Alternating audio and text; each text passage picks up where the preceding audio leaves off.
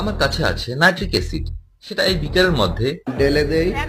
কি বাজে গন্ধ রে বাবা। এরপর কপার মানে তামা এই নাইট্রিক অ্যাসিডের মধ্যে দিলেই দেখবেন ভয়ানক সুন্দর একটা রিয়াকশন তৈরি হচ্ছে, যেটা দেখতে জাস্ট ওয়াও। কিছুক্ষণ পরে ভারতীয় পাগলা রিপোর্টার ময়ূখ চন্দ্র ঘোষের মতো নাইট্রিক অ্যাসিড বলে উঠলো, তামা থাকবে না, থাকবে না এই তামা। বাই দ্য ওয়ে, এই লাল কালারের যে ফিউম বা ধোঁয়া দেখতে পাচ্ছেন সেটা কিন্তু খুবই টক্সিক এবং ক্ষতিকর, তাই এর থেকে একটু সাবধান থাকাই ভালো। এবার চলুন এই রিঅ্যাকশনের পেছনের সায়েন্সটা বুঝিয়ে দেই। আমি যখন নাইট্রিক অ্যাসিডের মধ্যে কপার বা তামা দেই, তখন এটি তৎক্ষণাৎ অ্যাসিডের সাথে বিক্রিয়া করে নীল রঙের লিকুইড কেমিক্যালে রূপান্তরিত হয়, যেটা হলো কপার নাইট্রেট।